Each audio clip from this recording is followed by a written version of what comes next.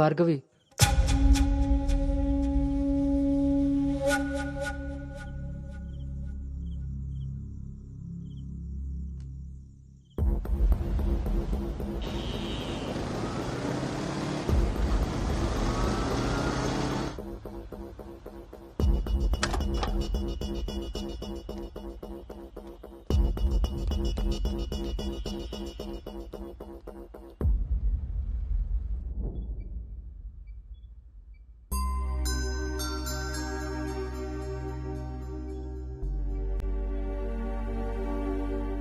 తప్పు జరిగిపోయింది అంకుల్.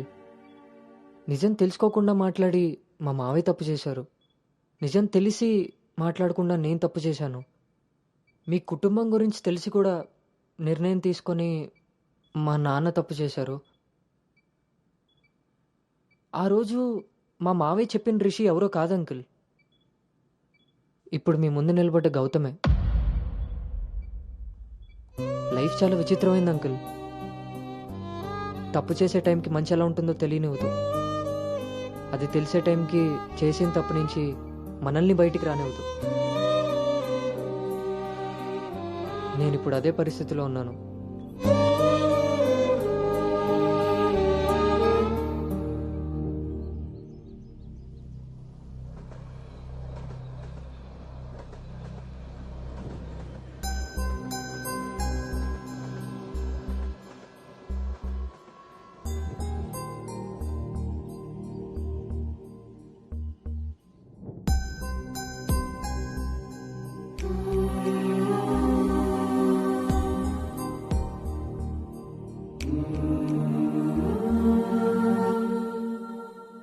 అమ్మాయి విషయంలో తప్పు జరిగిందని తెలిసాక కోపాన్ని ఆపుకోలేకపోయాను. మీ విషయంలో తప్పు చేశానని తెలిసాక మీ ముందు తలెత్తుకోలేక నిలబడ్డాను.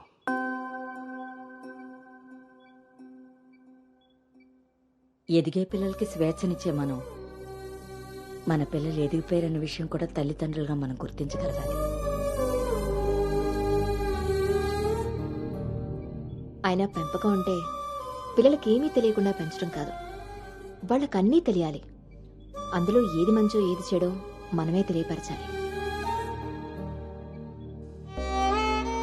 పిల్లల విషయంలో తప్పు మన పెంపకం అయితే పొరపాటు వాళ్ళ ప్రయాణం.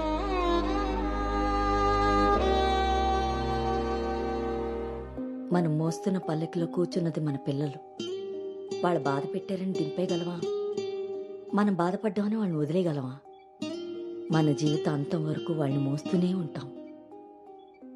పిల్లలు కదా. మనం ఒకరినొకరు అర్థం చేసుకున్నాక ఇంకా కావాల్సింది కన్నీళ్లు కారణాలు కాదు.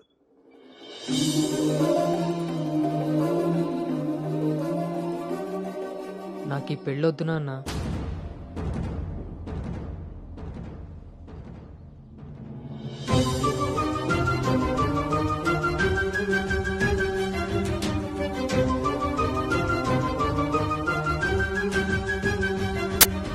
అసలు ఇది ఎలాంటి పెళ్ళమ్మా? పెద్దలు కుదిర్చి పిల్లల ఇష్టంతో జరుగుతున్న పెళ్ళ, లేక పిల్లలే ఇష్టపడి పెద్దల్ని ఒప్పించి చేసుకుంటున్న పెళ్ళ? పెద్దలు చేసే పెళ్లిలో కానీ పెద్దల్ని ఎదిరించి చేసుకునే పెళ్లిలో కానీ పెళ్ళి ఎలా ఉంటుందో ప్రేమ కూడా అలానే ఉంటుంది. కానీ మా పెళ్లిలో అది మాత్రమే ఉండదు. ఆ రోజు మీరు అడిగారు నన్ను, నువ్వు సంతోషంగా ఉండాలి అంటే నీకు ఎలాంటి భర్త కావాలి అని. అప్పుడు నా మనసులో మాట చెప్పాను. కానీ నేను ఆ రోజు చెప్పిన వ్యక్తి గౌతమ్ అయితే కాదు నాన్న. పెద్దలకి నచ్చినట్టుగా పిల్లల్ని పెంచుకునే అవకాశం అందరికీ ఉండొచ్చు. పెద్దలకి నచ్చిన విధంగా పిల్లలు పెళ్లి చేసే అదృష్టం కొంతమందికే ఉంటుంది. కానీ మేం చేసిన ఈ పొరపాటు కనీసం మిమ్మల్ని కొంతమందిలో కూడా ఉండనివ్వలేదు. ఆ రోజు పెళ్లి చూపుల్లో ఒకరికొకరు ఎదురుపడలేకపోయినా మేము ఈరోజు ఒకరితో ఒకరు జీవితాన్ని ఎలా పంచుకోగలమమ్మా? ఇదంతా విన్న తర్వాత కూడా మీరు ఈ పెళ్లి చేయాలనుకుంటే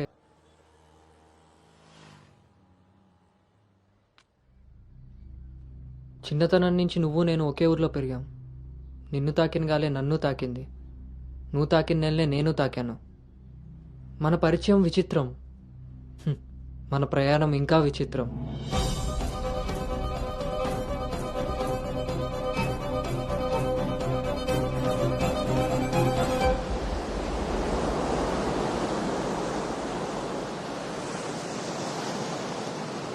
నీకు తెలియని విషయం ఏంటంటే మన పెళ్లి చూపులప్పుడు నేను నిన్ను చూశాను.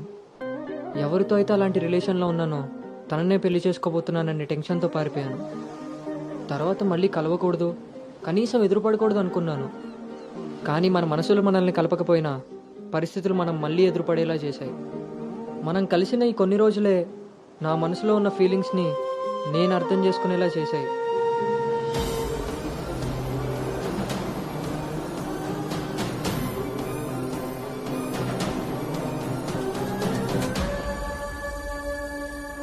ప్రేమ అందంతోనూ ఐశ్వర్యంతోనూ పుడుతుందని తెలుసు, కానీ కేరింగ్ వల్ల కన్సోలింగ్ వల్ల పుడుతుందని నా విషయంలోనే తెలుసుకున్నాను.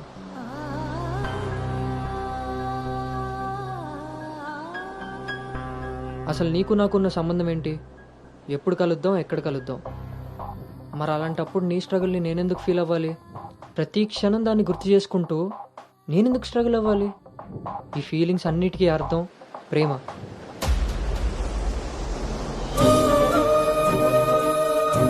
ఆ విషయం చెప్తే నన్ను తప్పుగా చూసి దూరం చేస్తావేమో అన్న భయంతో చెప్పలేకపోయాను. కానీ నువ్వు పెళ్లి చూపులకు ఒప్పుకున్నాక అర్థమైంది అది డౌట్ కాదు, నిజమని. ఎందుకో తెలుసా?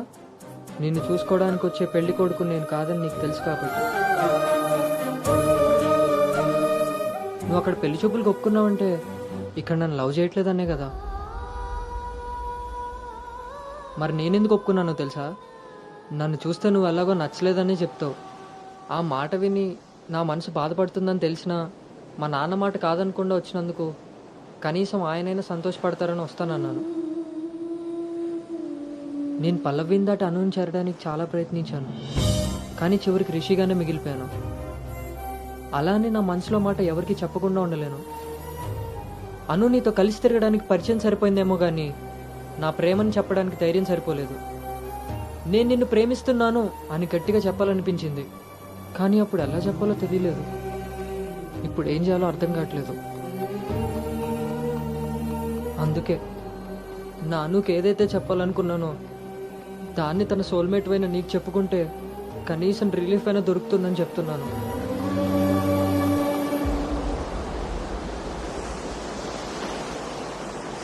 I love you Anu. I love you Anu. I love you అను.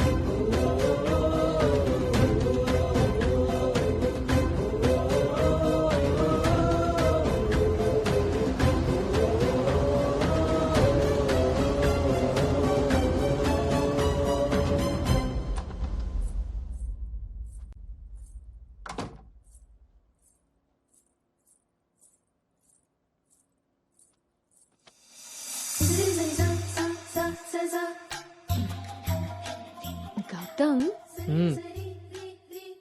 నేనొకటి అడగనా?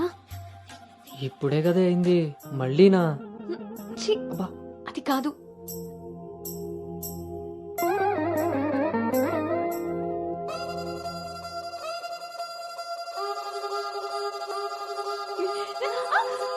జాగ్రత్త.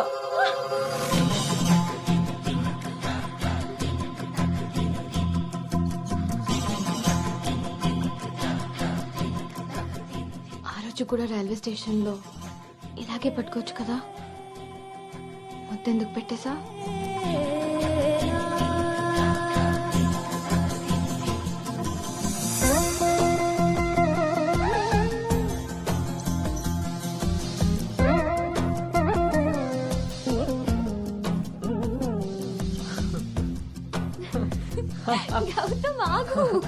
అను అను ప్లీజ్ ఇప్పుడు వద్దు. ఇప్పుడు కాక ఇంకెప్పుడు?